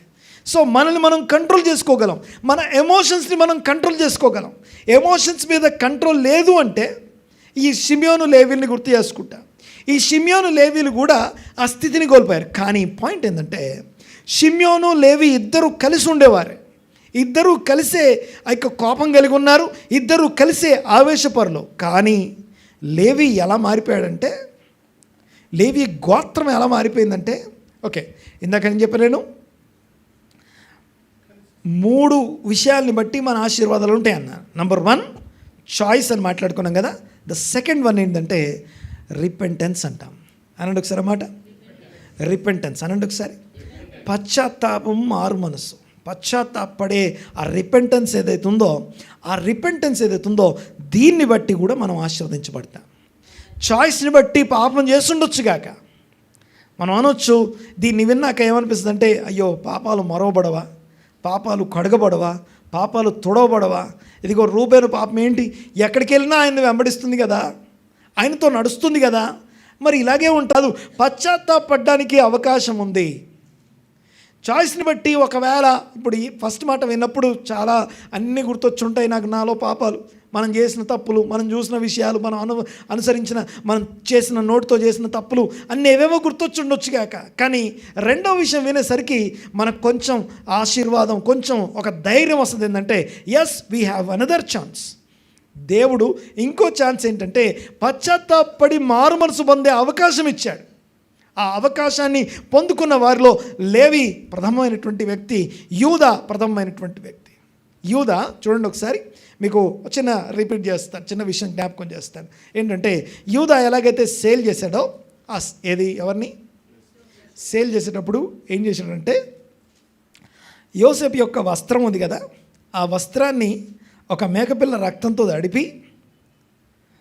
తడిపి ఆ వస్త్రాన్ని తీసుకెళ్ళి తండ్రికి చూపించి ఏమన్నాడు, ఇది అంత చెప్పలేదు, అది ఆయన ఊహించుకున్నాడు. ఆయన చెప్పింది ఒకటి, ఇది నీ కుమారుందో కాదో గుర్తుపట్టు అన్నాడు. అనండి ఒకసారి అన్నమాట, గుర్తుపట్టు అనండి ఒకసారి, అదొకసారి. ఓకే, హీబ్రూలో హకెర్నా, ఇది 2 సార్లు రాసిన పదం ఇది బైబిల్లో. హకెర్నా, రికగ్నైజ్, గుర్తుపట్టు అని. యూనో ఏ అధ్యాయంలో అయితే వస్త్రం చూపించేది గుర్తుపట్టు అన్నాడో, సెకండ్ చాప్టర్లో, దాని తర్వాత చాప్టర్లో ఆయన దగ్గరికి ఇంకో వస్త్రం వచ్చింది, గుర్తుపట్టు అని. ఏం చేశాడో అదే ఆయనకి జరిగింది. అప్పుడు that's an opportunity for him to repent. ఆ రోజున యూనో తామారు పాపం చేసింది అని చెప్పేసి ఆయన తగలబెట్టడానికి రెడీగా ఉన్నారు, ఆమెని నిలువున తగలబెట్టడానికి రెడీగా ఉన్నారు. ఆ టైంలో తన జడ్జ్ చేసే తనే, జడ్జిమెంట్ ఇవ్వాల్సింది తనే. తీరా చంపడానికి సంబంధించిన జడ్జిమెంట్కి ముందు తను 3 వస్తువులు పంపించింది. అదే వస్త్రం పంపించి ఇవి ఎవరివో గుర్తుపట్టు అన్నది, అంతే. ఎవరో చెప్పలేదు, ఏం చెప్పలేదు, ఏమన్నది జస్ట్ గుర్తుపట్టు అనేసరికి వాటిని గుర్తుపట్టి నాకు తెలియదు అని చెప్పే చాయిస్ కూడా ఉంది ఆయనకి. ఎవరో నాకు తెలియదు అని చెప్పేంత అవకాశం కూడా ఉంది. నాకు సంబంధం లేదు ఇది అని చెప్పే అవకాశం కూడా ఉంది. నాకేంటి ఇది అని చెప్పి అసలు సంబంధం ఏదైనా తప్పించుకొని వెళ్ళిపోవచ్చు. కానీ యూదా మారు మనసు పొందాడు. ఆమేన్. యూదా మారు మనసు నంబర్ 1 అది. యూదా ఏ తప్పైతే చేశాడో ఆ తప్పుకు ఎగ్జాక్ట్గా మనం ఏమి ఇచ్చామో సేమ్ అదే మనకి రిటర్న్ వచ్చింది. ఓకే, మీద కెనగెద్ మీద అంటారు హీబ్రూలో. అంటే అర్థం ఏంటంటే ఏమంటారు తెలుగులో, మెజర్ ఫర్ మెజర్. ఏం కొలతతో కొలుస్తామో అదే కొలత తిరిగి కొలబడుతుంది. ఇదిగో ఇది ఎవరిదో గుర్తుపట్టని తండ్రికి చూపించాడు. నెక్స్ట్ డే ఆయనకు అదే వచ్చింది ఆయన దగ్గరికి, ఇదిగో ఇది ఎవరిదో గుర్తుపట్టని. చూడండి ఒకసారి. అప్పుడు తన చాయిస్ని మళ్ళీ పాపం వైపు ఇంకో వైపు కాక దేవునికి భయపడ్డవాడై దేవుని యందు భయభక్తులు నిలిపి దేవుని చాయిస్ తీసుకున్నాడు. ఎస్, అది నాదే అని గుర్తుపట్టాడు, ఒప్పుకున్నాడు. ఒకవేళ ఒప్పుకోకుండా ఉండే అవకాశం కూడా ఉంది, కానీ అయినా సరే తను తగ్గి ఒప్పుకున్నాడు. ఇది మొదటిదైతే. రెండోది, తను అమ్మేసేటప్పుడు తన సహోదరుడు బానిసైపోతాడు, ఎక్కడికి వెళ్ళిపోతాడు, ఎలాంటి బ్రతుకు, ఏమైపోతుంది, ఇవేవి ఆలోచించలేదు కదా. అయితే ఇదే యూదా ఒక రోజున తన సహోదరుడైన బెన్యామీను కోసం మధ్యలో నిలబడి, ఇదిగో నేను అతనికి బదులుగా బానిసనవుతాను, నేను బానిసనవడానికి సిద్ధంగా ఉన్నాను అని చెప్పినప్పుడు, బానిసగా తమ్ముడిని అమ్మేసిన వాడు ఇప్పుడు నేను బానిసన తమ్ముడికి బదులుగా నేను వెళ్తానని నిలబడ్డప్పుడు దీన్ని ఏమంటామంటే మూడవ అంశం చాయిస్ అనేది దీవెన ఒకటైతే, రెండోది రిపెంటెన్స్ అయితే, మూడోది మారు మనస్సుకు తగిన ఫలితం, మారు మనస్సు తగిన ఫలం ఫలించడం, మారు మనస్సుకు తగిన ఫలము ఫలించడం ద్వారా మనం ఆశీర్వాదం పొందుతాం. ఆమె నన్ను గట్టిగా. ఈ యూదా తప్పులు ఒక్కటి కూడా రికార్డ్ చేయలేదు. యూదా ఏమని చెప్పాను నేను, తామారు విషయంలో పాపం ఉండొచ్చు, ఆ తర్వాత ఆ యొక్క యోసేపు విషయంలో పాపం ఉండొచ్చు, అవి ఏవి రికార్డ్ చేయలేదు. ఇదిగో తమ్ముని నమ్మేశాం అని ఒక్క మాట కూడా అనలేదు. చదవం ఒకసారి, నెక్స్ట్ చదవండి ఒకసారి. లేవి తర్వాత వారి కోపము వేండ్రమైనది, నెక్స్ట్ వారి ఉగ్రతయు కఠినమైనది, అవి శపింపబడును. యాకోబులో వారిని విభజించేదను, ఇశ్రాయేలులో వారిని చెదరగొట్టేదను. యూదా నీ సహోదరులు నిన్ను స్తుతించెదరు. యూనో రూబేను, షిమ్యోను, లేవి ముగ్గురు ఇశ్రాయేలు ప్రజలందరి మధ్యలో చెదిరిపోయారు, కన్జ్యూమ్ అయిపోయారు వాళ్ళందరూ కూడా. వాళ్ళకంటూ పట్టికి ఇది రూబేను గోత్రం ప్లేస్ అని చెప్పడానికి లేదు. అలా లేకుండా వీళ్ళు చెదిరిపోయి మొత్తం స్కాటర్డ్ అయిపోయారు. వేరే వేరే వేరే వేరే గోత్రాల్లో, ఈవెన్ లేవి గోత్రం కూడా అంతటా చెదిరిపోవాల్సి వచ్చింది. Continue please. యూదా నీ సహోదరులు నిన్ను యూదా పేరు చెప్పగానే చూడండి ఒకసారి, అందరికంటే ఎక్కువ పాపం చేసిన ఈయనే, కానీ చూడండి ఒకసారి, యూదా నీ సహోదరులు నిన్ను స్తుతించెదరు, నీ చెయ్యి నీ శత్రుల మెడ మీద ఉండును, నీ తండ్రి కుమారులు నీ ఎదుట సాగిలపడతారు. యూదా పాపాలు ఏవి చెప్పట్లేదు ఆయన, యూదా తప్పులు ఏవి రికార్డ్ చేయట్లేదు. కారణం ఏంటంటే ఇక్కడ అల్టిమేట్గా నేను చెప్పాలనుకున్నటువంటి ముఖ్యమైనటువంటి విషయం ఏంటంటే, చాయిస్ తర్వాత రిపెంటెన్స్ తర్వాత దానికి తగిన ఫలం ఫలించేటప్పుడు మన పాపములు మరవబడతాయి. ఆమేన్. దానికి తగిన ఫలం ఫలించేటప్పుడు మన పాపములు మరవబడతాయి. వీటన్నిటి గురించి క్రీస్తు యేసు రక్తంలో కడుగబడి మనం దేవుని తట్టు తిరిగాం కదా, తిరిగిన మనకు ఇవన్నీ ఎందుకోసం రాయబడ్డాయి అంటే తెలుసా, సాదృశ్యములుగా వ్రాయబడ్డాయని రాస్తుంది. ఎగ్జాంపుల్స్గా మనకి ఉపమాన రీతిగా మనల్ని ఎడ్యుకేట్ చేయడానికి, మనకు దారి చూపించడానికి, ఎలా నడవాలో చెప్పడం కోసం ఇవన్నీ వ్రాయబడ్డాయి. ఆమేన్. దేవునికి స్తోత్రం. మారు మనస్సుకు తగిన ఫలం ఫలించిన యూదా, మారు మనస్సుకు తగిన ఫలం ఫలించిన యూదా, అలాగే మారు మనస్సుకు తగిన ఫలం ఫలించిన లేవి. ఇంకొక ఆయన గురించి చెప్పేసి నేను ముగిస్తాను, లాస్ట్ అండ్ ఫైనల్. ఎవరంటే యోసేపు. యోసేపులో బ్యాడ్ పార్ట్ ఉంది, ఆయనలో కూడా ఏమంటామంటే బ్యాడ్ యాంగిల్ ఉంది. ఏంటో తెలుసా యాంగిల్? అదేంటో తెలుసా? మామూలు చెడ్డ సమాచారం తెచ్చేవాడు, సహోదరుల మీద చెడ్డ సమాచారం తీసుకొని తండ్రి దగ్గరికి వచ్చేవాడు. మనం ఏమనుకుంటామంటే అది చాలా గ్రేట్, మేలు చేస్తున్నాం అనుకుంటాం. కానీ అసలు విషయం ఏంటంటే సహోదరులకి తండ్రికి మధ్య ఒక విడది, ఒక సపరేషన్ క్రియేట్ చేస్తున్నాడు. సమాధానపరచవలసిన వాడు సపరేట్ చేస్తున్నాడు. అలా సపరేట్ చేస్తున్న వ్యక్తి ఆ చెరకు వెళ్ళడం, ఆ చెరలో కొట్టడం, ఆయన అమ్మేయడం, వీటన్నిటికీ కారణం ఉంటుంది కదా. ఏ కారణం లేకుండానే కొట్టి అమ్మేశారా? దానికి కారణం ఉంది. ఏంటంటే మా మీద చాడీలు చెప్పేవాడు వచ్చాడు, కలలుగనేవాడు వచ్చాడు, కళ్ళుగంటూ ఆ కళ్ళ కోసం మా మీద చాడీలు చెప్పి తండ్రికి మమ్మల్ని దూరం చేస్తున్నాడని చెప్పి ఆయన లేకుండా చేద్దాం అనుకున్నారు.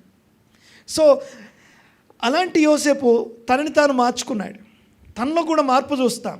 ఎక్కడంటే ఆ యొక్క పోతిఫరు భార్య దగ్గర తను పారిపోయేటప్పుడు ఆ పారిపోయే సందర్భంలో పారిపోకుండా నేను తప్పు చేయలేదని వాదించగలడు, వాదించి నిరూపించుకోగలడు. కానీ ఆ సమయంలో ఆయన మైండ్లోకి వచ్చింది ఏంటంటే, ఒకసారి వస్త్రాలు 5 times ఆయన వస్త్రాలు చేంజ్ చేయబడ్డాయి. డ్రెస్ వేస్తారు తీసేస్తారు, డ్రెస్ వేస్తారు తీసేస్తారు ఆయన లైఫ్లో. దీని ఏమంటామంటే సేమ్ ప్యాటర్న్, సేమ్ రిపీట్ అవుతూ ఉంది. మళ్ళీ అదే వస్తుంది మన లైఫ్లోకి, మళ్ళీ అదే జరుగుతూ ఉంది. ముందు జరిగిందే మళ్ళీ జరుగుతుంది. ఎందుకు జరుగుతుందంటే ఆ ప్యాటర్న్ని బ్రేక్ చేయాలి. ఎలా బ్రేక్ చేస్తుంది తెలుసా? మనము దేవుని తట్టు తిరుగుట ద్వారా ప్యాటర్న్స్ బ్రేక్ అవుతాయి. జరిగిందే మళ్ళీ జరుగుద్ది, జరిగిపోయిందే మళ్ళీ రిపీట్ అవుతుంది. ఆ రిపీట్ అయ్యేదాన్ని ఎలా బ్రేక్ చేయగలరు? యోసేపు దాన్ని బ్రేక్ చేస్తున్నాడు.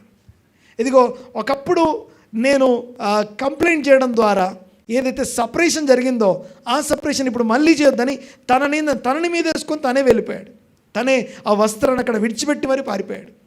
ఓకే, దానికి పెద్ద స్టోరీ ఉంది అక్కడ, అదంతా ఇప్పుడు నేను చెప్పలేను. కానీ బట్ పాయింట్ ఏంటంటే, అలాంటి యోసేపు ఎంత చెరలో ఉన్నా, ఏ స్థాయిలో ఉన్నా తనని తాను కరెక్ట్ చేసుకోవడంలో ముఖ్యమైనటువంటి వ్యక్తి. సో ఫైనల్ కంక్లూజన్ ఏంటంటే, ఈ యోసేపు తన కుమారులు డబుల్ బ్లెస్సింగ్, డబుల్ పోర్షన్ తీసుకున్నారు. యాకోబు స్వాస్థ్యంలో డబుల్ పోర్షన్ వాళ్ళిద్దరు తీసుకున్నారు, మనష్షే, ఎఫ్రాయిం. సో ఫైనల్గా విషయం ఏంటంటే, మనం ఎవరితో ఉండటానికి ఎక్కువ ఇష్టపడతాం?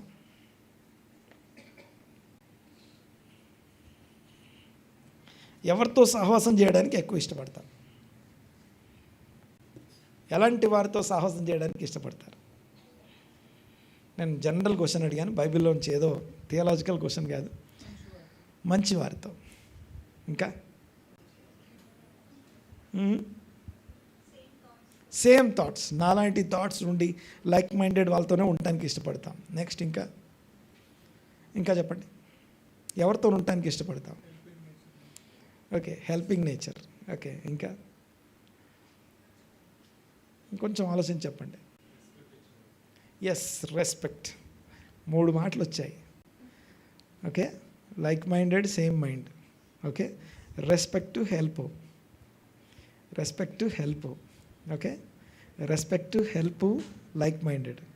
అన్నిట్లో కామన్ పాయింట్ ఒకటి ఉంది అమ్మా. ఎస్, నచ్చిన వారు ఇంకోటి. ఓకే, 4th అనేది. ఈ 4ని కలిపితే ఇంకోటి వస్తుంది, ప్రేమించే వాళ్ళు. 5వది ఇది. ఓకే, మనల్ని ఇష్టపడేవారు, ప్రేమించేవాళ్ళు. ఓకే, ఆఫ్కోర్స్ 2 ఒకటే. ఓకే, సో ఇవన్నీ కలిపితే ఇంకోటి వస్తుంది, మనల్ని యాక్సెప్ట్ చేసేవాళ్ళు. 6వది ఇది. ఇవన్నీ కలిపితే ఇంకోటి వస్తుంది అమ్మా. ఓకే, ఇంకా మన తప్పిదాలను భరించేవాళ్ళు. అది మనుషులతో చెప్పండి అమ్మా. కరెక్టే, మీరు అన్నది కరెక్ట్. మనందరం దేవునితో ఉండాలని ఇష్టపడతాం. కానీ నేను చెప్తానండి ఒకసారి, ఒక్క మాటలో అన్నీ కలిపి ఒకటే వర్డ్ ఏం తెలుసా? ఎక్కడైతే మనకు కంఫర్ట్ ఉంటుందో అక్కడ ఉంటాం. వాళ్ళు మనల్ని ప్రేమిస్తే కంఫర్ట్ ఉంటుంది, వాళ్ళు మన తప్పులు భరిస్తే కంఫర్ట్ ఉంటుంది, మన రెస్పెక్ట్ ఇస్తే కంఫర్ట్ ఉంటుంది, వాళ్ళు మన లైక్ మైండెడ్ కాబట్టి మనకు కంఫర్ట్ ఉంటుంది. అక్కడ మనం ఎక్కడ కంఫర్ట్ ఉందో అక్కడ. ఓకే, కొద్దిగా వినండి ఒకసారి నా పాయింట్. నేనేం చెప్పాలనుకుంటున్నానంటే, బట్ మన కంఫర్ట్ దొరికిన చోట మనం ఉండటానికి ఇష్టపడతాం, మంచిది. కానీ సామెతల గ్రంథం 12వ అధ్యాయం 1వ వచనం, సామెతల గ్రంథం 12వ అధ్యాయం 1వ వచనం, వీళ్ళందరిలో ఉన్న కామన్ పాయింట్, దీవించబడిన వారందరి యొక్క కామన్ పాయింట్ ఇది. శిక్షను ప్రేమించువాడు జ్ఞానమును ప్రేమించువాడు. చాలు. అక్కడ శిక్ష అంటే పనిష్మెంట్ కాదు, ట్రైనింగ్, డిసిప్లిన్, ఇన్స్ట్రక్షన్. ఓకే, ఇప్పుడు చెప్పండి నాకు, ఇన్స్ట్రక్షన్, డిసిప్లిన్, ట్రైనింగ్ ఇవి కంఫర్టబుల్గా ఉంటాయా?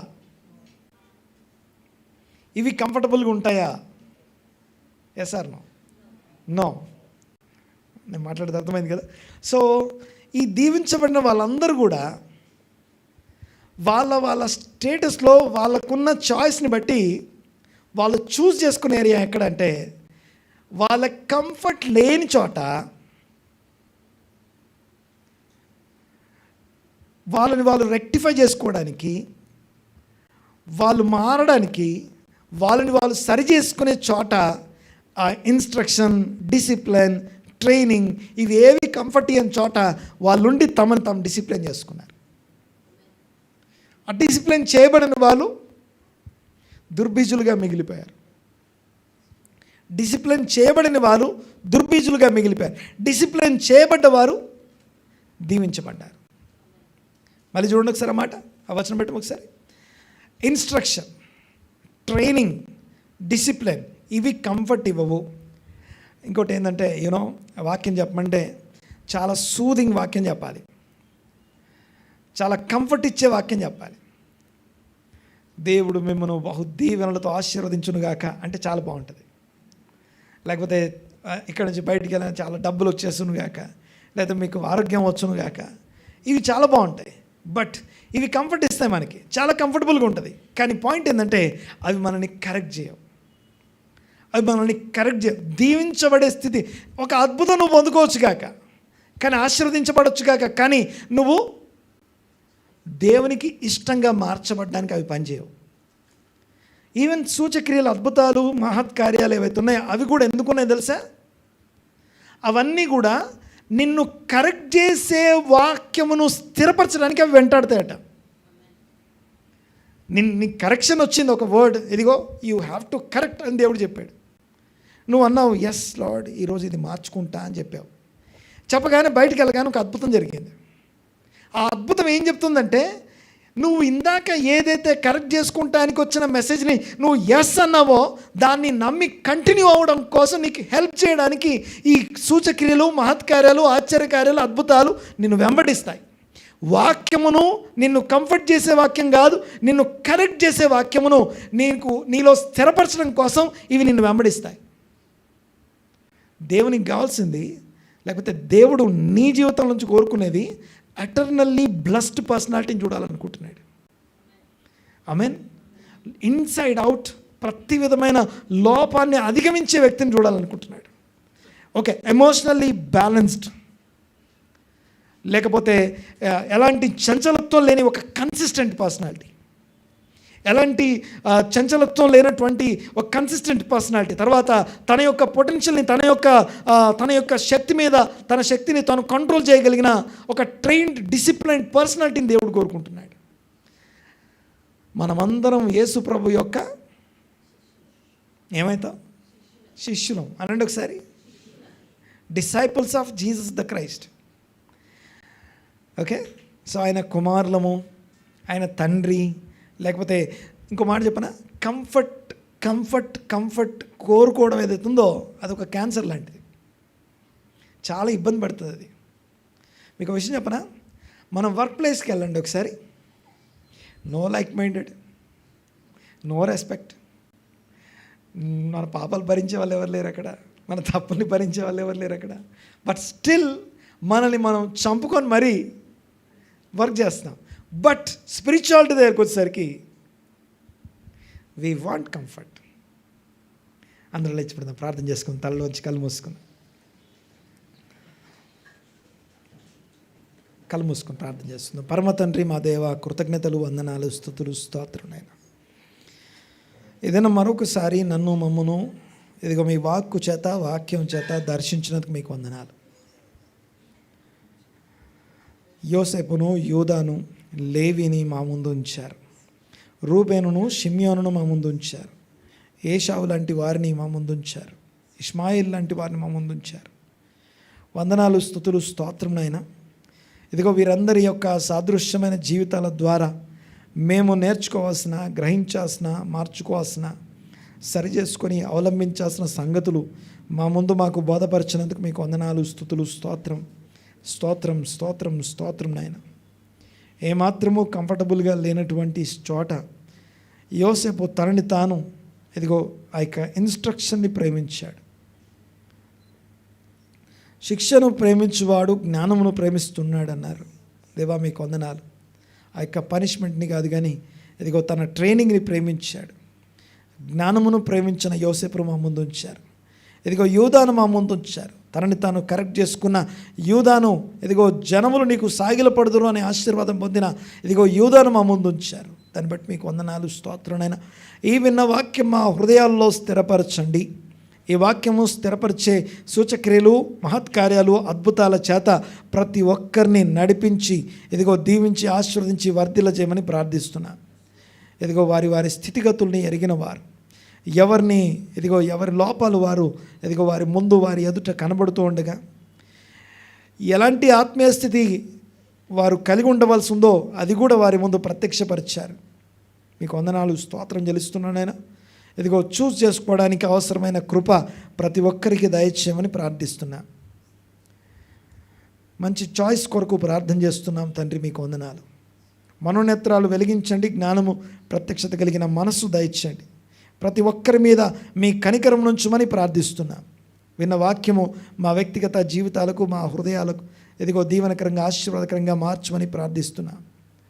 ఇదిగో మా పరిస్థితులు మాతో మాట్లాడుతున్నప్పుడు, ఇదిగో దేవుని వాక్యం మమ్మల్ని దర్శిస్తున్నప్పుడు, ఇదిగో వాక్యం ద్వారా మాకు అనుక్షణం ఇన్స్ట్రక్షన్ ఇస్తున్నప్పుడు ఎలాగా మేము స్థిరపడాలో, ఇదిగో ఎలాంటి ఆత్మీయ జీవితం మేము కలిగి ఉండడం మీకు ఇష్టమో మీ చిత్తమే మా జీవితాల్లో నెరవేరునుగాక. ఇదిగో ఈ సంవత్సరం నుంచి కొత్త నిర్ణయాలను దీవించండి, ఆశీర్వదించండి నాయన. తమను తాము సరెండర్ చేసుకొని, ఇదిగో క్రీస్తుకు సరెండర్ చేసుకొని, ఇదిగో చక్కగా ఇదిగో డిసిప్లైన్ చేసుకొని వాక్యమును ధ్యానిస్తూ తమని తాము ఇదిగో మీ సన్నిధిలో నిందారహితమైన, నిర్దోషమైన, నిష్కలంకమైన వ్యక్తిత్వం, జీవితం కలిగిన వారై తండ్రి ఎదుట నిలబెట్టబడినట్లుగా వాక్యోదకం చేత ప్రతిరోజు స్నానం ప్రతి కుమారునికి, ప్రతి కుమార్తెకు అనుగ్రహించమని ప్రార్థిస్తున్నాను. ఘనత, మహిమ, ప్రభావం మీకే ఆరోపిస్తూ ఏకీపించిన వారందరినీ దీవించి, ఆశీర్వదించి, స్తుతించి ఈ ప్రార్థన నజరుడైన యేసుక్రీస్తు నామమున అడిగి బ్రతిమాలి వినయంతో వేడుకొంచున్నాము తండ్రి. ఆమేన్, ఆమేన్.